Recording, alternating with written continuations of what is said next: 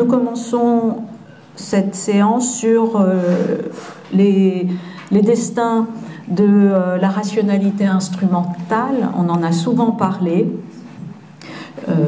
Et nous allons revenir sur quelques notions avec, bien sûr, Adorno, avec Horkheimer, avec Marcuse, enfin avec tout ce qui est l'école de Francfort, qui a été cette école qui a pointé du doigt précisément comment se mettait en place l'instrumentalisation de la raison, et cette instrumentalisation de la raison ouvrait sur une société, je cite Marcuse dans L'homme unidimensionnel, une société rationnellement totalitaire. On reviendra d'ailleurs sur aussi le texte de Weber, et je citerai ce qui est tout à fait le texte connu dans l'éthique protestante et l'esprit du capitalisme, le texte de 1904-1905, et sur ce qu'il appelle la cage d'acier ou la cage de fer, qui se referme bien évidemment sur l'individu et plus spécifiquement sur la société, c'est-à-dire le mode naturalisé de la raison devient la raison calculante, la raison instrumentale, qui n'est bien évidemment qu'une toute petite partie de la raison, ce que d'autres appelleront d'ailleurs la perversion de la raison. Perversion de la raison, on trouve cette expression chez Henriquez, on trouve cette expression aussi chez Danny Robert Dufour, et qui d'ailleurs confine chez l'un et chez l'autre, et on en parlera dans un deuxième temps. Un des destins de cette rationalité instrumentale, c'est la question de l'évaluation. Et chez Henriquez, c'est la thèse qui est défendue est assez violente, au sens où Henriquez va défendre l'idée que l'évaluation est la technique de généralisation de la perversion. Donc c'est pas rien comme thèse, on y reviendra. Là encore, non pas nécessairement pour adouber bien évidemment la thèse, mais pour essayer de travailler avec elle et puis de décrypter un peu le type de dysfonctionnement qu'elle pointe du doigt.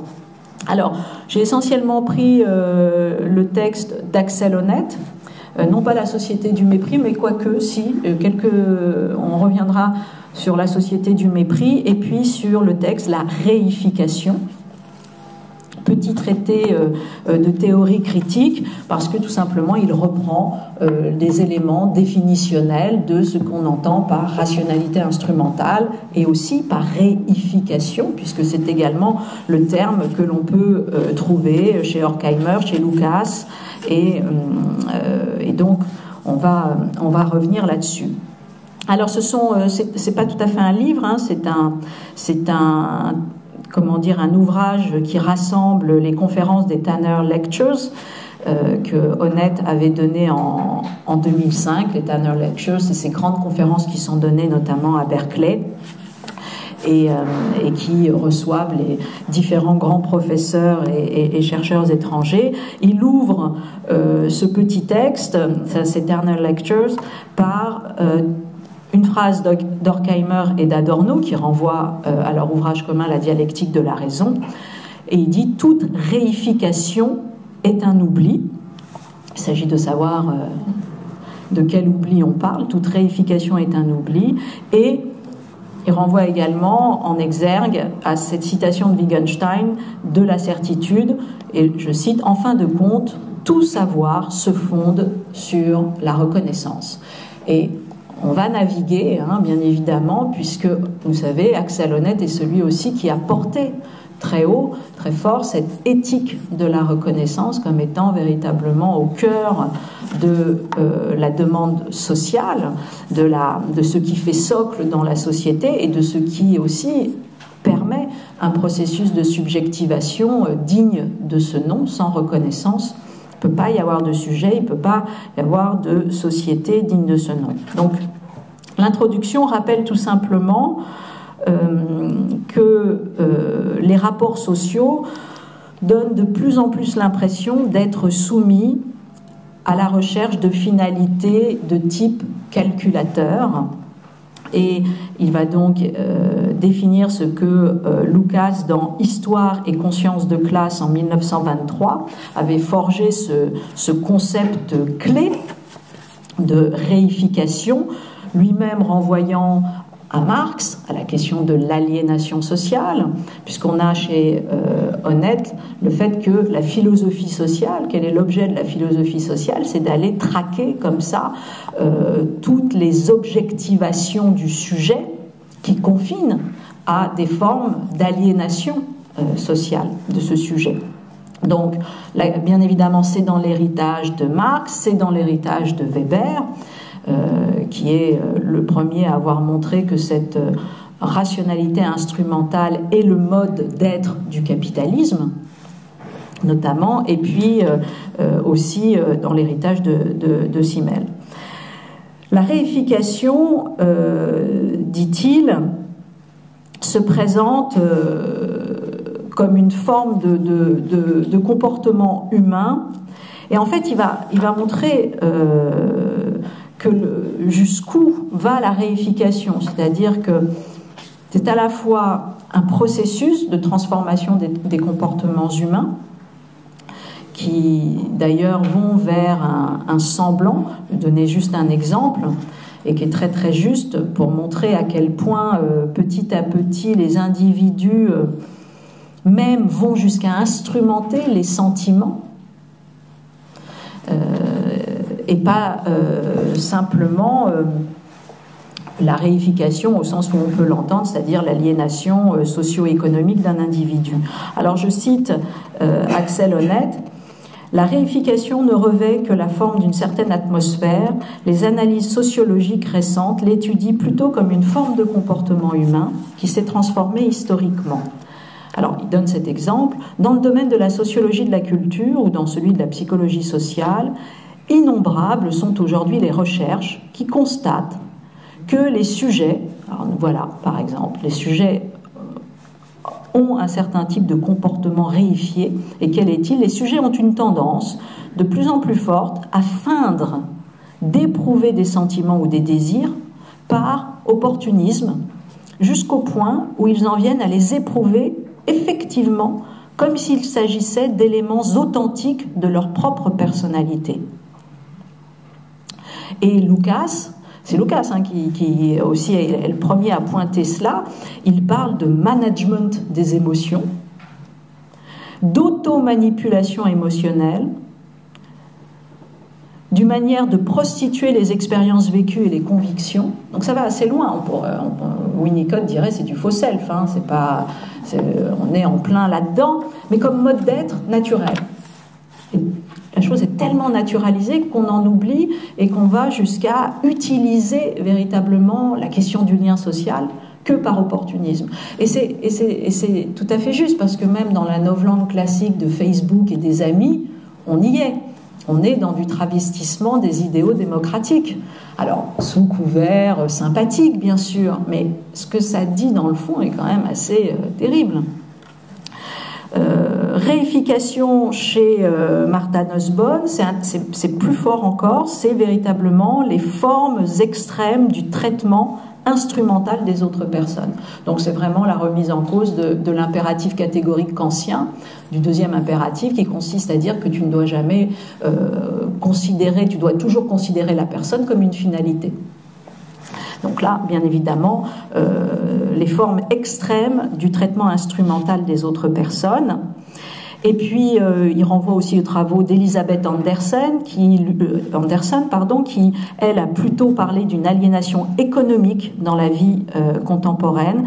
Et là, ça nous renvoie à véritablement le fait que la raison instrumentale est totalitaire dans son fonctionnement envers toutes les sphères de la vie privée, la nature, la société, et c'est ça, c'est ce phénomène totalitaire qui fait que rien n'échappe à la raison instrumentale qui considère d'une certaine manière qu'elle doit aller chercher la productivité la plus forte, la rentabilité la plus grande, l'efficace, etc., etc.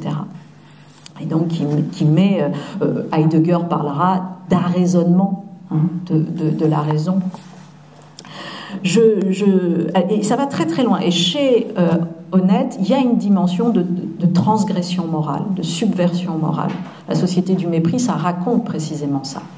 C'est un pas de plus, c'est pas que la technicité d'une raison folle, c'est qu'à un moment donné, c'est la falsification totale des valeurs. Et c'est pour ça qu'il y a perversion. Il le définit là. On définit par là un comportement humain qui viole, véritablement, qui viole des principes moraux ou éthiques, dans la mesure où il traite les autres sujets, non pas conformément à leur qualité d'être humain, mais comme des objets, dépourvus de sensibilité, des objets morts, voire des choses, voire des marchandises.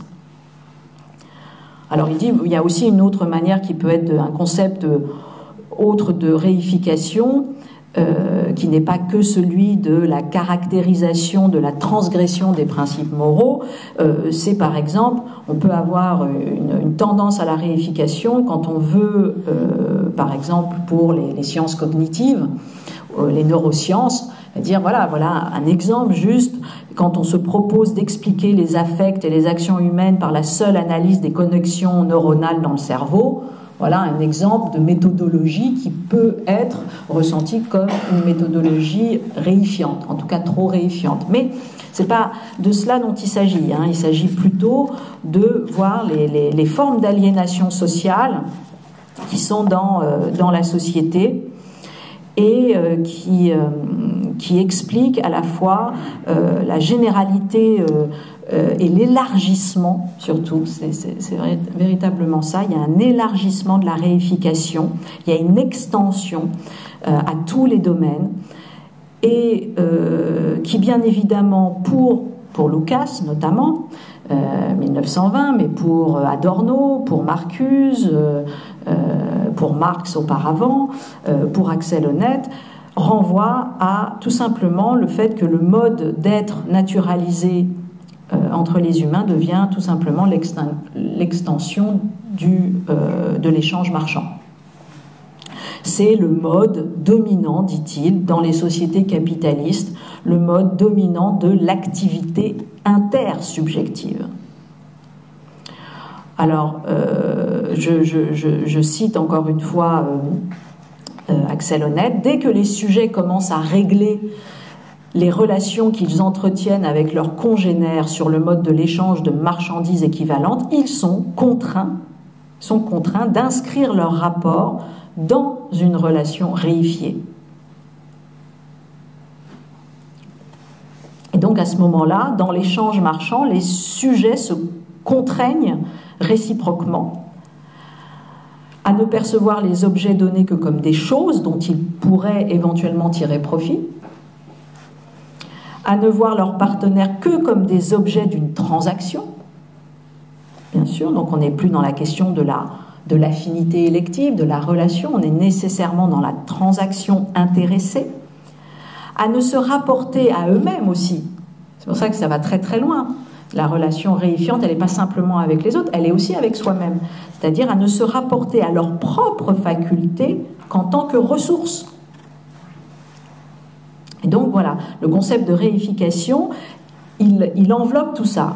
Il enveloppe l'appréhension quantitative de l'objet et du sujet, le traitement instrumental d'autrui, et ça c'est la définition classique de la perversion. L'autre est l'instrument de mes désirs, l'autre n'est pas sujet. Donc le traitement instrumental d'autrui, le fait de se rapporter à l'ensemble de ses propres capacités et de ses besoins comme à quelque chose d'économiquement profitable. Alors c'est ce que c'est la grande supercherie de auto-entrepreneur de soi-même, quoi. Vous avez ça c'est Richard Sennett qui avait très très bien vu ça, le grand rêve, je suis ma petite entreprise. Et tout cela, en fait, c'est de la chosification Et ça renvoie à ce que Marx avait décrit comme fétichisme de la marchandise, et donc d'avoir toutes les sphères de la vie qui sont investies par un modèle d'action inhérent à l'échange marchand. Et donc, la réification, c'est quand cela devient comme une seconde nature de l'homme. Et c'est ce que raconte précisément, je cite, Weber dans son texte tout à fait connu. Mais alors, chez Weber, le tout début, puisqu'en 1904-1905, on n'est pas encore dans la perversion. On est dans le fait que l'éthique protestante, précisément, considère que la raison doit permettre une maîtrise maximale, optimale de l'homme.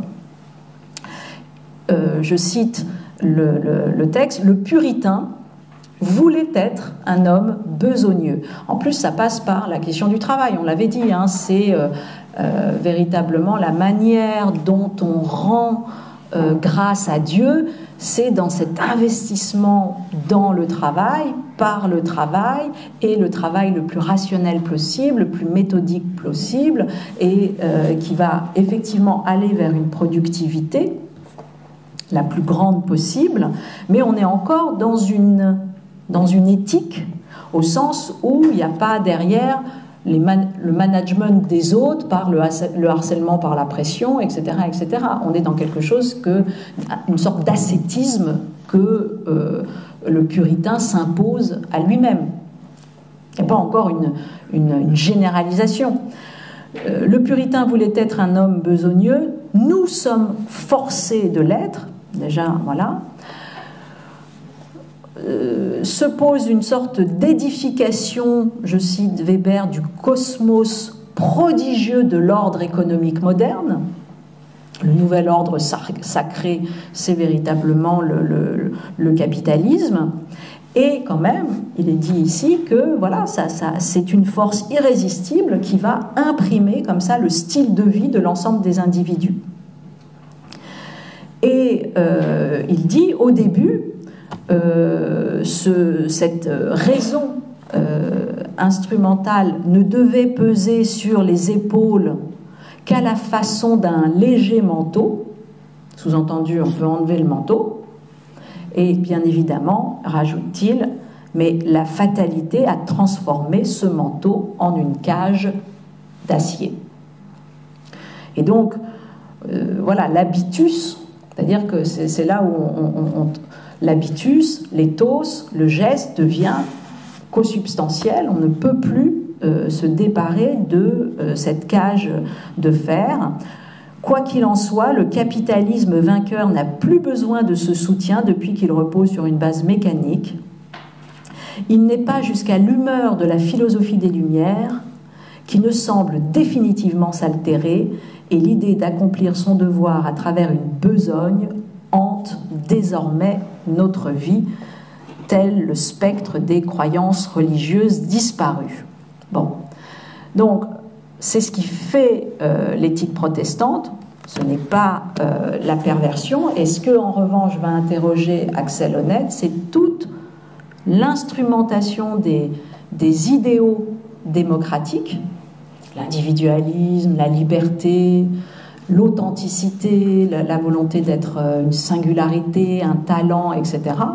Il va aller instrumenter tout ça, le capitalisme, pour précisément rendre la domination la plus forte possible sur le sujet, puisqu'en plus elle viendra de lui-même. Ça sera par son propre consentement, d'une certaine manière, qu'il essaye d'adouber cette pression sociale, mais qui en fait est profondément intérieure. Alors,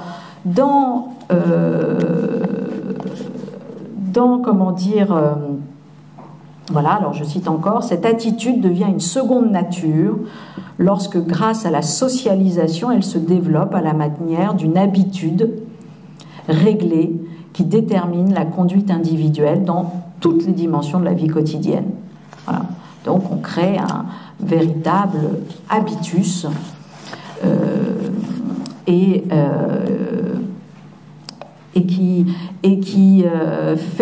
vient littéralement, si vous voulez, transformer toute notre relation aux autres.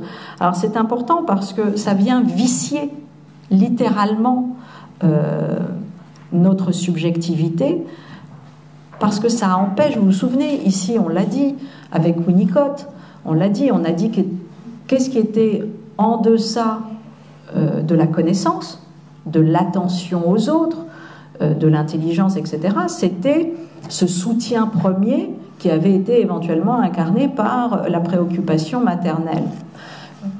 Et sous-entendu, nous on pouvait l'ouvrir au sens de préoccupation primordiale humaine. Hein, c'est pas nécessairement lié, bien évidemment, à la femme, mais au fait qu'un autre être que vous soutient et vous accompagne et fait que vous pouvez attendre quelque chose de ce monde. Et vous pouvez investir de façon libidinale ce monde et l'autre. Donc il s'agit toujours d'avoir un investissement libidinal de qualité par rapport à l'autre. Là, ce qui se passe, c'est que on va rendre les individus aveugles émotionnellement. Et donc, un petit peu plus loin dans le texte, il cite Adorno, qui est parvenu notamment dans à la fois la dialectique négative, son ouvrage, et puis Minima Moralia, qui est une série d'aphorismes, enfin d'aphorismes assez quand même de petits chapitres, plutôt de petits paragraphes. Et dans ces deux ouvrages, Adorno rappelle que l'éveil de l'esprit humain, donc exactement ce dont on parle à l'instant, précisément surgit quand un être humain imite d'autres êtres humains, et il ne devient un être spirituel, il ne devient véritablement humain que à l'intérieur de cet environnement humain. Il y a une mimésis, il y a un souci de l'autre qui est inaugural. Il s'agit là de la première forme de l'amour. Et c'est ce qui est, dit-il, ce décentrement initial, c'est ce qui est au fondement des processus d'apprentissage de l'enfant. Donc c'est dit autrement ici, mais c'est exactement ce que dit aussi Winnicott. Une sorte de sympathie existentielle et même affective à l'égard des autres personnes qui fait que l'enfant peut, pour la première fois, éprouver leur perspective sur le monde comme quelque chose d'important, etc., etc. Cet investissement libidinal de l'objet. Et c'est ça qui aussi est détruit, bien évidemment, quand la relation n'est pas simplement purement affective, mais qu'elle est marchande. C'est-à-dire ce fondement libidinal et affectif des opérations par lesquelles nous entreprenons de connaître le monde, ben c'est coupé. C'est coupé parce que c'est marchand et que donc d'une certaine manière c'est spolié, c'est confisqué, ça devient apathique, ça devient comment dire, pervers. Et voilà, et c'est là où connaissance et reconnaissance, souci, comment dire, du monde, donc attention au monde et attention que l'on a reçu s'articule. L'exactitude de notre connaissance du monde dépend de la reconnaissance du mouvement affectif qui consiste à accepter l'existence de perspectives aussi nombreuses que possible. Donc c'est vraiment la question du lien avec les autres, de la reconnaissance de leur intelligence aussi, et du fait qu'on les reconnaît comme sujets. Et précisément ça nous donnera une capacité de construire l'exactitude d'une connaissance. Donc, c'est tout à fait fondamental, non seulement pour la mise en place de notre sujet, mais bien évidemment la mise en place de la qualité de notre raison. Alors, Axel Honneth, dans La société du mépris, dit sensiblement les choses de la même manière, et il va parler de reconnaissance falsifiée. Et c'est là le nouveau type d'asservissement, et qui est terrible d'une certaine manière, c'est qu'il reconnaît qu'il ne peut pas y avoir de société sans concept de reconnaissance. Donc l'éthique de la reconnaissance est au cœur de la société.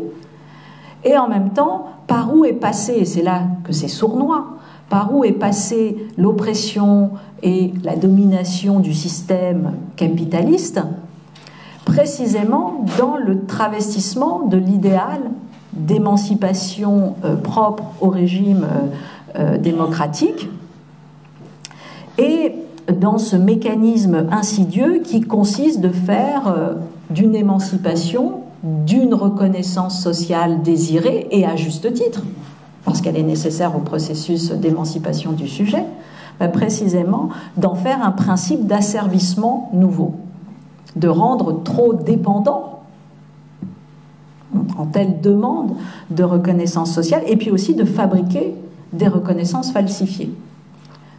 Et on va voir ce que c'est qu'une reconnaissance falsifiée.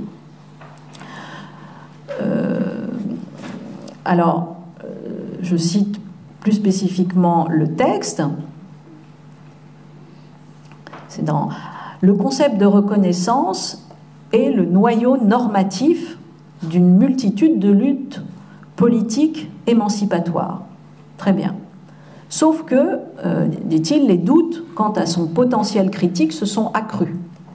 Donc ça veut dire qu'hélas, il y a aujourd'hui ce présupposé de non-domination de la reconnaissance, puisque c'est ça. Normalement, il y a ce présupposé de la non-domination de la reconnaissance ne va plus de soi.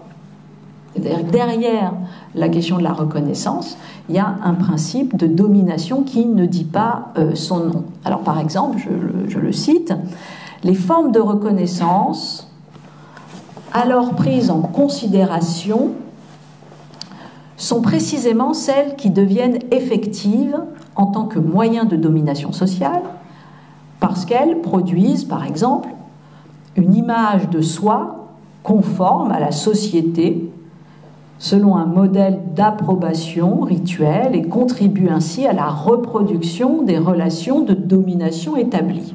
Donc, on comprend ce qui est dit ici, c'est-à-dire que, bien évidemment, vous ne serez reconnu que si vous venez parfaire un ordre établi qui lui-même ne vous reconnaît pas. C'est ça, hein, on est d'accord. Donc c'est profondément pervers. Alors on peut citer sans peine, dit-il, des exemples tirés du passé, gentil, parce que nous on pourrait donner des exemples tirés du présent, mais tirés du passé montrant clairement que la reconnaissance manifestée publiquement a en réalité souvent servi à la constitution et au maintien d'un rapport à soi individuel parfaitement inséré dans le système de la division du travail dominante. Par exemple, la fierté ressentie par l'oncle Tom, en écho aux éloges réitérés de ses vertus de soumission, qui fait de lui un sujet docile dans une société d'esclavage. Voilà. La célébration de la bonne mère de famille, autre grand, ou de la ménagère, scrupuleuse, longtemps prônée par les églises, les parlements ou les médias de masse, etc., qui enferment les femmes dans une image d'elles-mêmes qui, bien évidemment, arrange, encore une fois, l'ordre dominant. Donc c'est un cercle profondément vicié qui fait que la reconnaissance publique, en fait, vient parfaire la domination dans laquelle vous êtes inséré.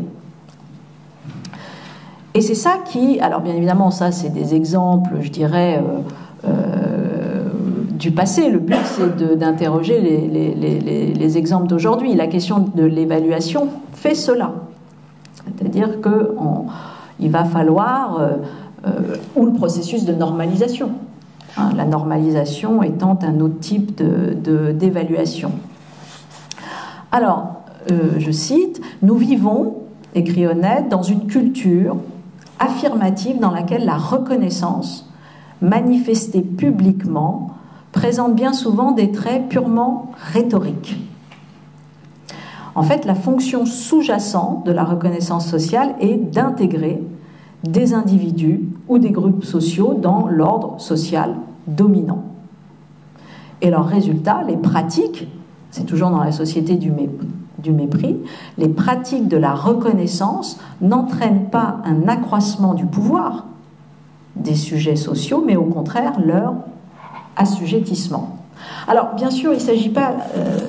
et le terme assujettissement ici renvoie en plus à Foucault, au sens où il n'y a pas de processus de subjectivation qui soit totalement étranger à un processus d'assujettissement. C'est toujours très compliqué.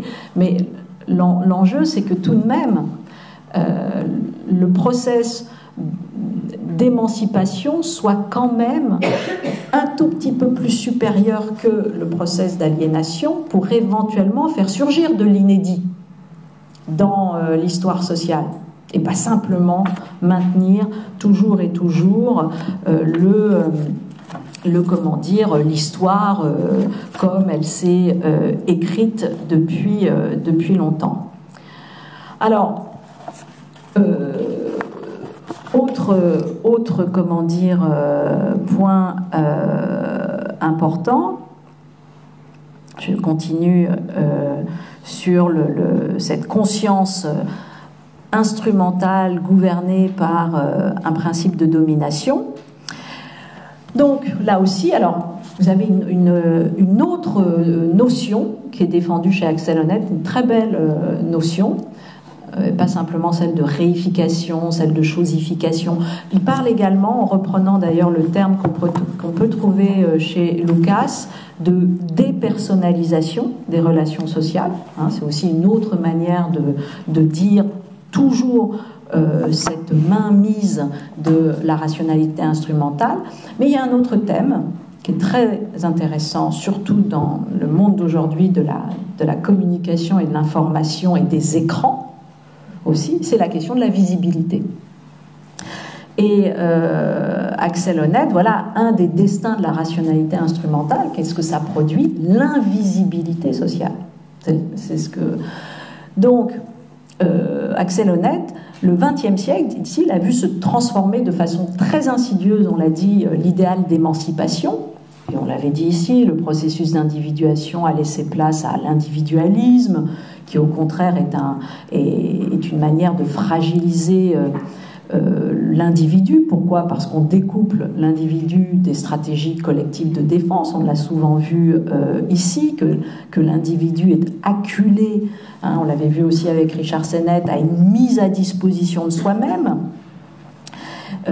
Et il n'en est que plus invisible. Il donne l'impression éventuellement d'une visibilité, mais d'une visibilité qui est tellement une soumission que bien évidemment, cette visibilité acceptée n'est là que pour organiser sournoisement une invisibilité sociale. L'invisibilité sociale, c'est la manière dont s'exerce individuellement la société du mépris. La société du mépris organise la mésestime sociale et partout elle rend invalide le processus de reconnaissance, alors que bien évidemment ce processus de reconnaissance est nécessaire pour le processus d'émancipation. Et refuser à l'autre sa visibilité sociale, ce n'est ni plus ni moins que lui refuser une valeur sociale. Et c'est très intéressant parce qu'on est dans un monde où, il ne faut pas se tromper, il y a des visibilités qui confinent à l'invisibilité. Prenons prenons l'exemple classique, et on peut utiliser l'expression d'Agamben avec dispositif, la télé-réalité. La télé-réalité est une visibilité, je dirais même une ultra-visibilité qui confine en fait à de l'invisibilité sociale, parce que ce n'est là que pour réifier des êtres, hein, et précisément ensuite en faire, je ne sais pas, les instruments d'un divertissement sournois de ceux qui regardent, mais en tout cas, il y a quelque chose de violent. On ne peut pas dire que cette visibilité est une reconnaissance sociale. Il faut quand même arrêter. C'est pas vrai. Donc on voit bien qu'il y a des ultra-visibilités qui ne sont pas du tout nécessairement le signe d'une visibilité sociale au sens de reconnaissance sociale.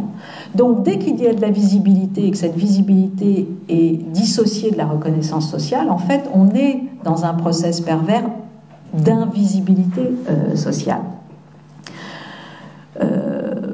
Et puis pour lui, en revanche, le lieu par excellence, c'est pas du tout la télévision, en l'occurrence, c'était un exemple que je donnais personnellement, le lieu par excellence de ce manquement à la reconnaissance d'une visibilité, ou tout simplement à la reconnaissance, c'est le monde du travail, bien sûr.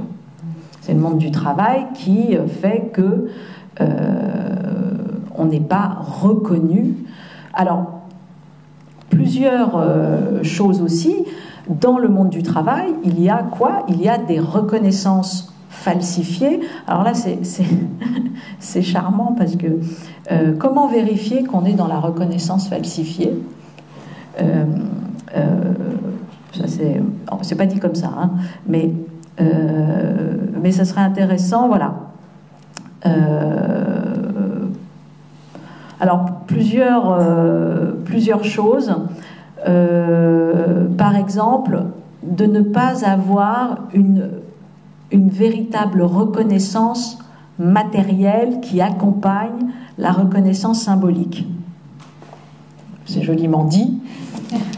En somme, si tous les jours on vous couvre de louanges et que vous voyez sans cesse votre salaire baisser, c'est pas forcément bon signe.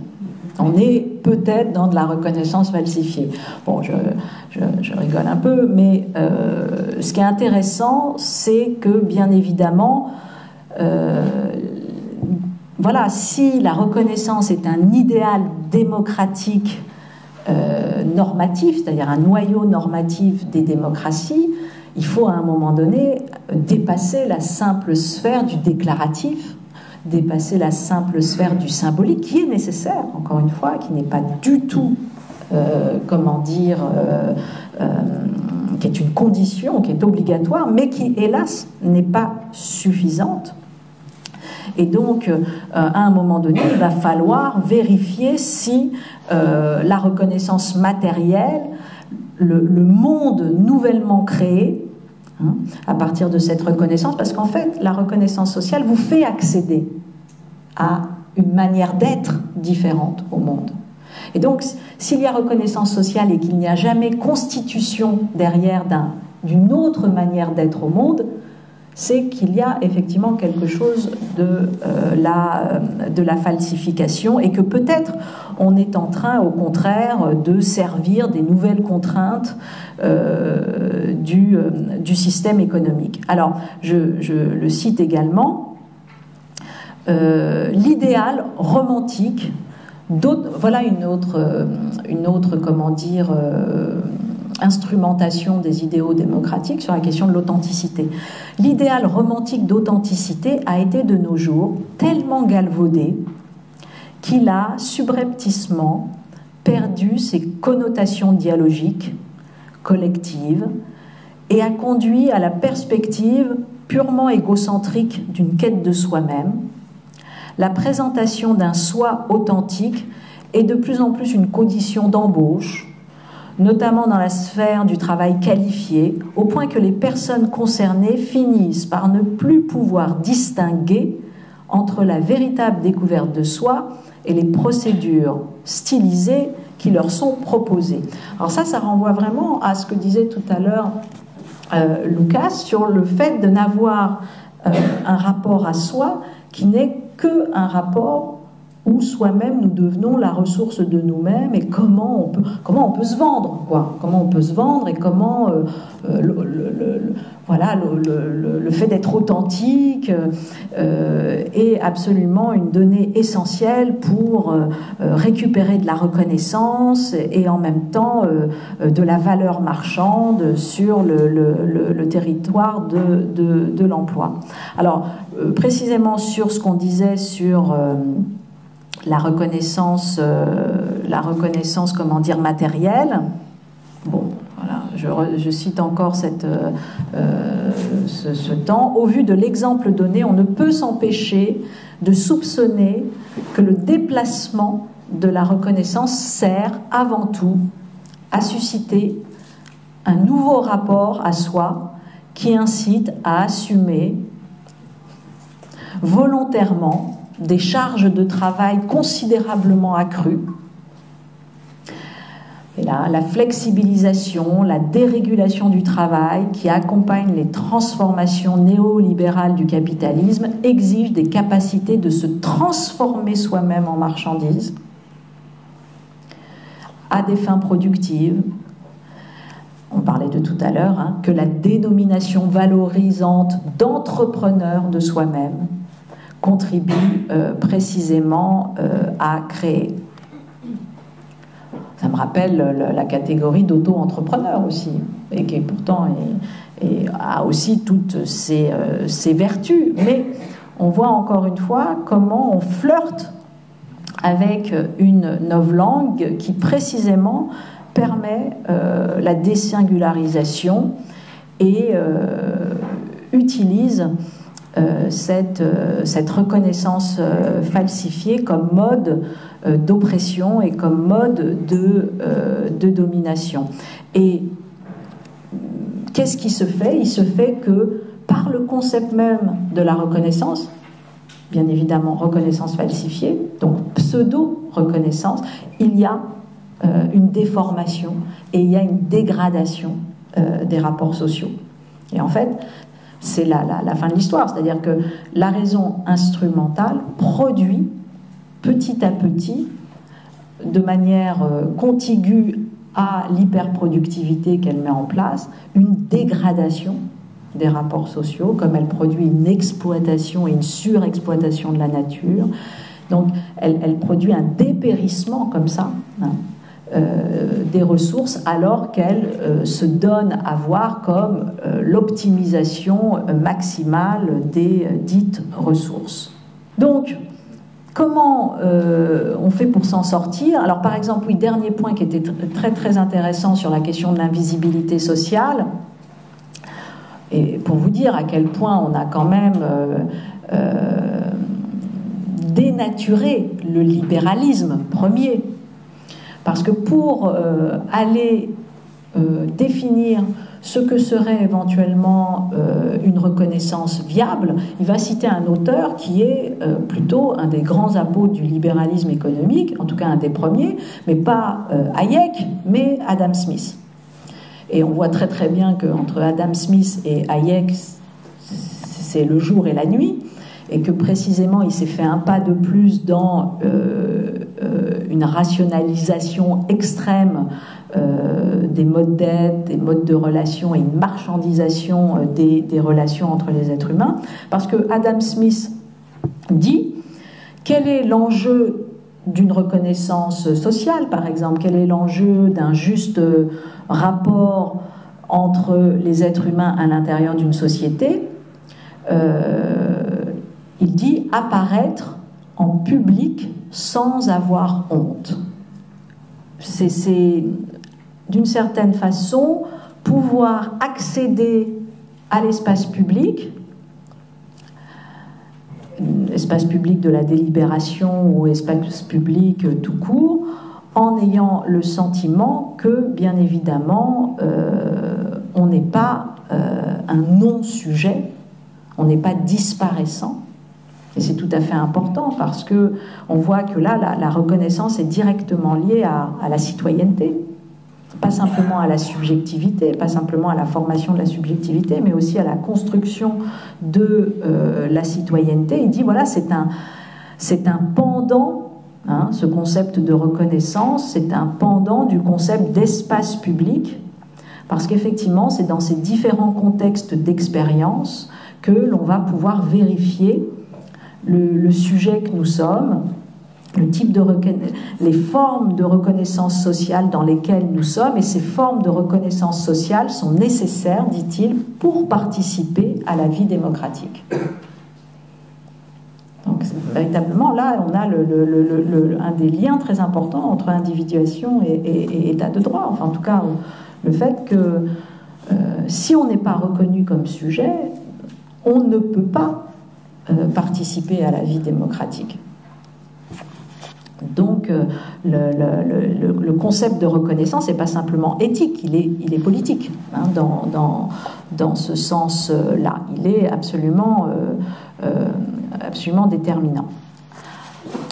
Donc voilà un petit peu cette rationalité instrumentale qui vient jusqu'à déformer, travestir les principes démocratiques, violer systématiquement les conditions de la reconnaissance, dégrader les rapports sociaux. Donc c'est fondamentalement pas rien comme accusation.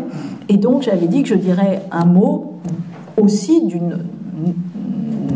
d'une autre modalité de la rationalité instrumentale, c'est aussi ce qu'on peut appeler l'évaluation.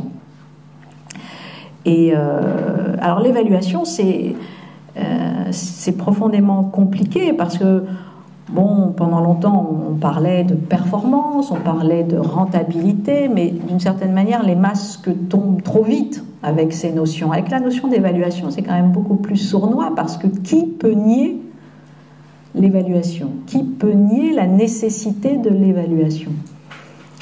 L'évaluation, au loin, c'est le jugement, la connaissance, l'esprit critique, presque. Qui peut nier cela? C'est le progrès pour soi-même, le retour sur expérience, etc.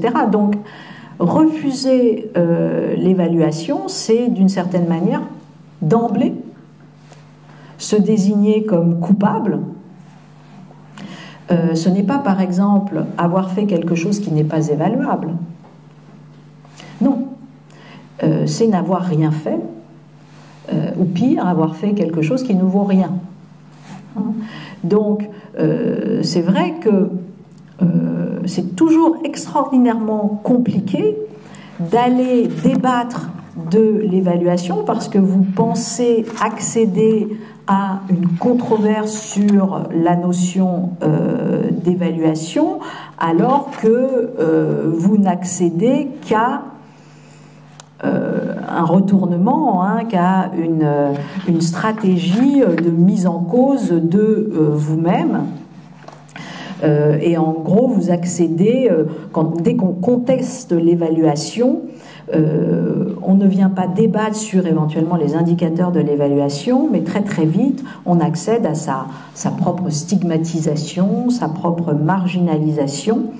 Et d'ailleurs, vous remarquerez que la charge de la preuve est inversée. Hein. Ce n'est jamais à l'évaluateur de produire les bienfaits de l'évaluation, c'est toujours à l'évalué de produire les bienfaits de la non-évaluation. Et donc, c'est bien évidemment extraordinairement compliqué. Alors, je vous renvoie aux travaux de Roland Gori et de Barbara Cassin sur, je ne sais plus le titre, les grilles de l'évaluation, ou je ne sais plus, en tout cas des différents ouvrages sur l'appel des appels, qui a été bien sûr un des grands moments de manifeste citoyen porté par les psychanalystes, les psychiatres, les médecins et quantité d'autres corps de métiers contre la question les enseignants, la question de l'évaluation. Et puis à cette formule qui avait été dite d'ailleurs par Jacques-Alain Miller et Milner sur le fait que l'évaluation est une culture mortifère, culture de mort. Et on se souvient, hein, la définition de la rationalité instrumentale ou de la réification, considérer l'autre comme un objet mort. Alors pourquoi une culture de mort? Pour plusieurs raisons. D'abord parce que pour évaluer, généralement, l'évaluation va transformer ce qu'elle cherche à évaluer. Prenons par exemple, c'est difficile d'évaluer un chercheur, sa spécificité profonde, et donc, pourquoi? Parce qu'il va chercher un domaine sur un questionnement qui n'est pas encore défini, donc ce n'est pas simple de mesurer l'inédit d'une recherche, parce que généralement on arrive à mesurer que ce qui est déjà connu, qui est déjà mesurable.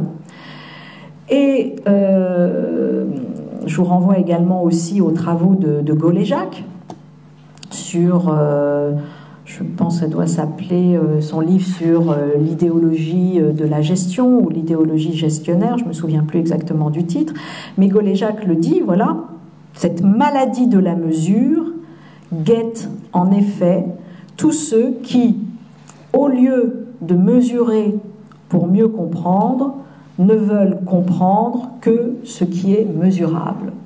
Et c'est ça l'inversion et la falsification. Et puis, pourquoi c'est une culture de mort aussi? Parce que très souvent, pour évaluer, il faut serrer.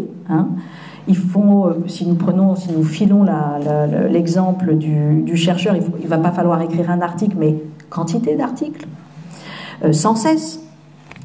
Or, on ne trouve pas de l'inédit sans cesse. C'est totalement impossible. Pour construire une expertise digne de ce nom, généralement, il faut au contraire du temps. Et vous avez tous entendu cette expression de publish or perish, c'est-à-dire le fait qu'on ne sait pas sincèrement si les plus grands chercheurs, en tout cas qui ont fait l'histoire de la science, auraient résisté à ce qu'on appelle le facteur H, qui quand même impose une production en chaîne. Et par ailleurs, culture de mort au sens aussi, ou plutôt culture de simulacre, parce que par exemple vous avez un monde scientifique, là aussi pour toujours continuer sur cet exemple, qui est épris d'autoréférentialité.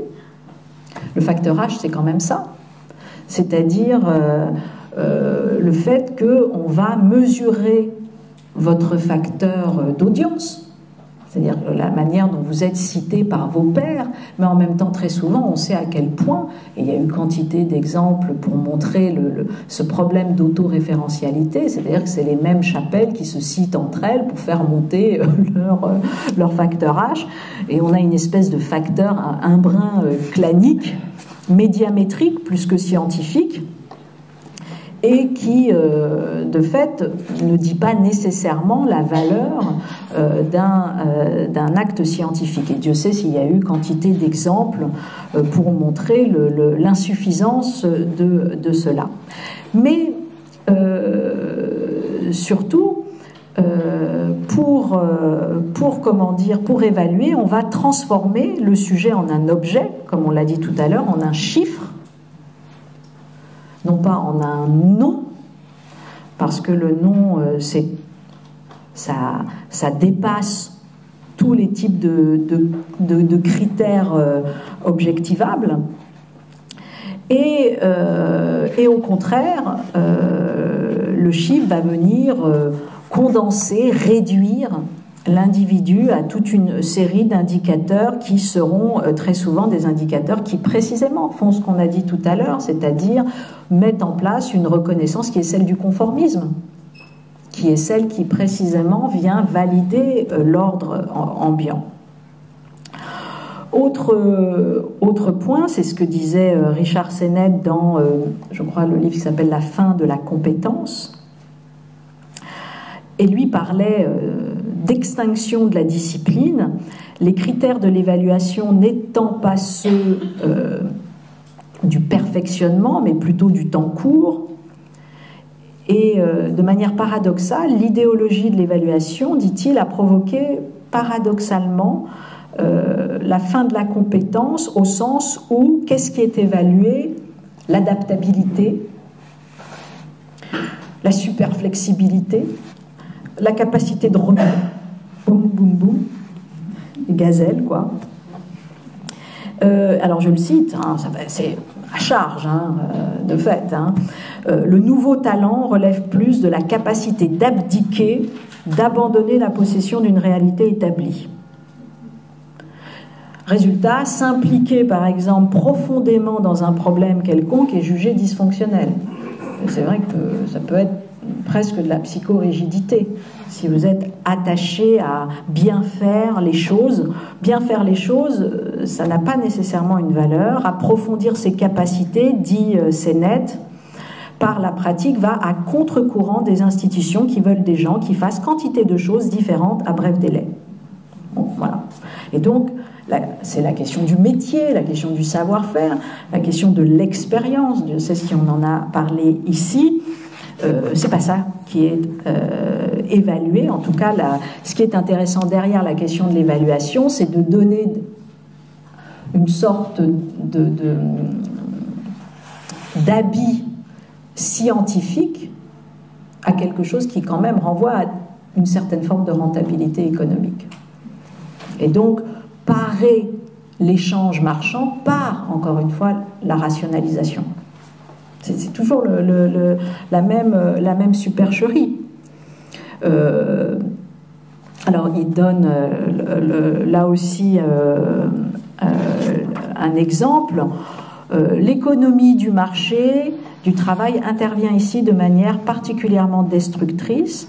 Un patron pourrait choisir soit de recycler un homme de 50 ans pour qu'il se mette à jour, soit de recruter un brillant jeune homme de 25 ans déjà prêt à foncer. Il est beaucoup moins cher de recruter le brillant jeune homme. De fait, qui dit employé âgé dit capacité critique plus appuyée à l'égard des supérieurs hiérarchiques, à l'égard de la dite évaluation. Et donc, résultat, c'est fantastique, il n'y a même pas besoin de valoriser des carrières. Quand on est dans une évaluation de la suradaptabilité, etc., etc. Donc, que vaut le monde que l'évaluation nous propose? Que vaut la promotion de telle non-qualité? Alors, voilà, que ce soit Christophe Dejour, que ce soit François Dubay, que ce soit Gaulle-Jacques, que ce soit Nicole Aubert, que ce soit Richard Sennett, que ce soit Axel Honneth, etc., tous vont aller pointer du doigt le fait que cette rationalité instrumentale provoque des déficits sociaux en termes de loyauté, de confiance informelle, et que, alors, plus particulièrement, le prestige moral du travail est absolument... le premier mépris, encore une fois, il s'exerce là. Et vous allez avoir une évaluation qui, là encore une fois, est une reconnaissance falsifiée, hein, c'est-à-dire que, en fait, c'est l'évaluation qui, après avoir tué le peu de sujets qui nous restent, en tout cas le peu de caractère agent dans le sujet que nous sommes, le reconnaît, ce sujet, mais en tant que petit sujet. Hein, en tant que sujet, sujet au sens de soumis. Sous domination, domestiqué. Donc c'est aussi ça la culture mortifère, c'est-à-dire que bien évidemment qu'en dernière instance, vous serez reconnu, mais vous serez reconnu mutilé, en tout cas précisément dessaisi de votre capacité de déploiement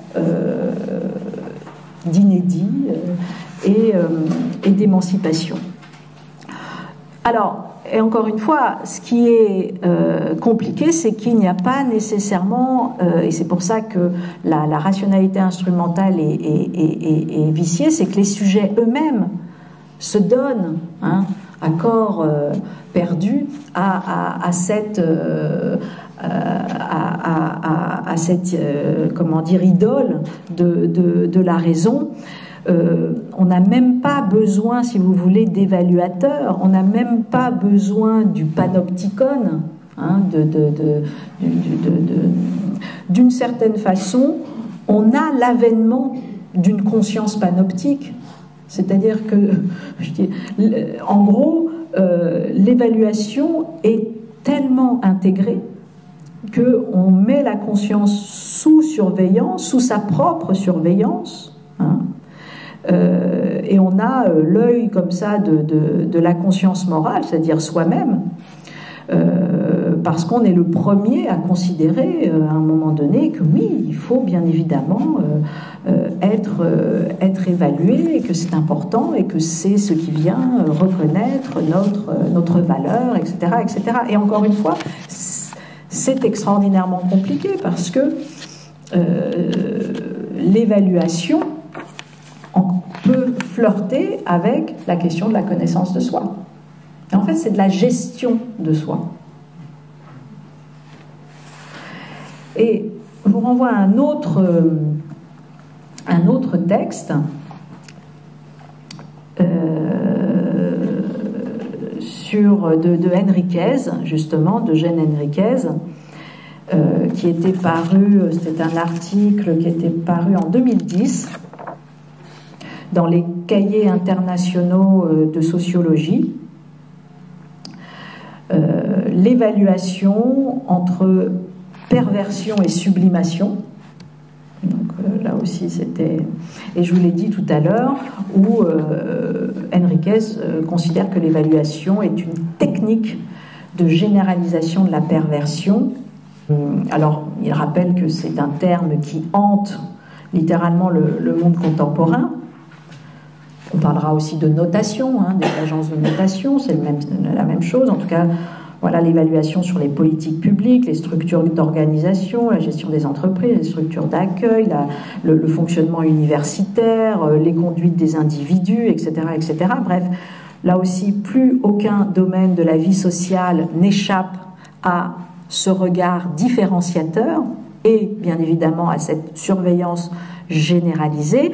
Et il rappelle les travaux de Carl Rogers, 1902-1987, qui était un psychopédagogue américain et qui avait défini une méthode, je cite, psychothérapeutique non directive, d'autres parlaient de compréhensive. Hein, bon, et il y a chez Rogers une critique radicale de l'évaluation. Parce qu'il n'y en a pas tant que ça, hein, des critiques radicales de l'évaluation, parce qu'encore une fois, très souvent, quand vous faites une critique radicale de l'évaluation, vous êtes taxé de refuser d'être précisément l'objet d'une critique, etc. Alors que non. Alors, ce que dit Rogers, c'est que l'évaluation, négative ou positive, et c'est pour ça qu'il est contre, a des effets dévastateurs. Alors pourquoi ? D'abord parce qu'on a affaire à un processus, dit-il, de prédiction créatrice, un système de prophétie autoréalisatrice. Alors par exemple, si la question est une évaluation négative, ils peuvent, ceux qui ont subi cette évaluation négative, ils peuvent s'insurger contre le jugement porté et tenter de réagir négativement. Insurrection, grève, attaque, transfert négatif, autodestruction sont alors à craindre, etc., etc. Voilà, alors l'exemple que donne Roger, très simple, c'est l'enfant que ses parents dénigrent, qui dit « si je suis traité comme un idiot, c'est que je dois l'être ». Donc en gros, il y a une assimilation du jugement négatif et pas nécessairement le fait de se dire « tiens, grâce à ce jugement négatif, je vais pouvoir évoluer hein ». Non, mince alors. Parce que bien sûr, derrière la question de l'évaluation, généralement c'est la question de l'évolution positive de soi-même qu'on défend. Et puis Roger va plus loin, il condamne également l'évaluation positive, rappelle Henriquez, une telle évaluation, et c'est vrai, renforçant l'orgueil, l'ambition de l'objet sujet, etc., qui l'empêche, lui, à ce moment-là, de repérer ses manques, de se remettre en question, de s'améliorer, etc., etc. Ça peut confiner à une sorte de mégalomanie, à des modes d'occultation, etc., etc. Bref, toute conduite évaluative, selon Roger, est à proscrire, car elle ne peut engendrer chez autrui, quel qu'il soit, que des comportements nuisibles pour lui ou pour les autres. Et c'est pour ça qu'il va défendre dans la relation à autrui cette relation non directive, ce qui est très typique d'ailleurs de la relation thérapeutique. On n'évalue pas son patient, et pourtant on n'est absolument pas non plus dans une question de complaisance. Le lieu analytique est un lieu de construction de la vérité, et généralement de construction assez radicale de la vérité, et qui normalement pose que l'analyste n'est absolument pas dans une position d'évaluation, et le sujet par rapport à lui-même non plus. Bon. Donc voilà un petit peu une des données de cette idéologie de l'évaluation. Je vous renvoie aussi à... Alors, est-ce que c'était un dialogue entre Milner et Miller, ou est-ce que c'était une passe d'armes? Je ne sais plus. Mais là aussi, qui pointait du doigt la duplicité du contrat dans l'évaluation, car effectivement, il n'y a pas d'évaluation sans contrat, ou plutôt sans faux contrat, sans contrat léonin. Le contrat léonin étant le contrat où les contractants ne sont pas dans une position égalitaire avant de passer contrat. Et en fait, pourquoi il y a contrat léonin? Parce qu'il n'y a pas choix de passer contrat ou non. Il y a obligation de passer contrat et d'être son propre otage.